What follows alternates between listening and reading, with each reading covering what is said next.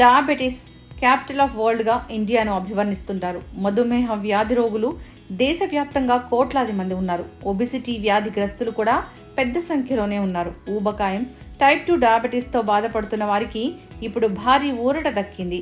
నిజానికి ఇది వారికి శుభవార్తేనని చెప్పొచ్చు. ఈ సమస్యల పరిష్కారానికి ఒక కొత్త ఔషధాన్ని భారత్కు చెందిన ఎలీ లిల్లీ అనే సంస్థ తీసుకువచ్చింది. ఈ ఔషధానికి central drugs standards control organisation CDSCO అనుమతి కూడా లభించింది.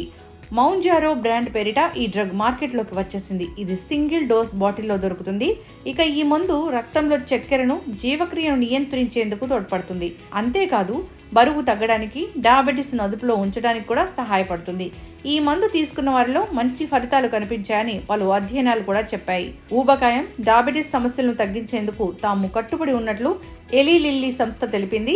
అయితే ఇది అంత తక్కువ ఖర్చులో అయితే రాదు, కొంచెం భరించక తప్పదు. ఇక డయాబెటీస్, ఊబకాయం తగ్గించే మందు మోంజరో 2.5 మిల్లీగ్రాముల ధర 3,500 ఉంటుంది. ఇక 5 గ్రాముల మోంజరో ధర 4,375 రూపాయలుగా ఉంటుంది. వారానికి ఒకసారి ఇంజెక్షన్ రూపంలో దీనిని తీసుకోవాల్సి ఉంటుందని సదరు సంస్థ వెల్లడించింది. ఇక ఈ లెక్కన నెలకు చికిత్స కోసం కనీసం 14 నుంచి 17,500 రూపాయల వరకు ఖర్చు చేయాల్సి ఉంటుంది. మరోవైపు ప్రాణాంతకంలో మారిన స్థూలకాయం, మధుమేహ వ్యాధులకు మందు రావడంతో చాలా మంది దీన్ని దక్కించుకునేందుకు పోటీ పడుతున్నారు. డయాబెటీస్, ఒబెసిటీ సమస్యల నుంచి బయటపడాలని ఉవ్విళ్లూరుతున్నారు.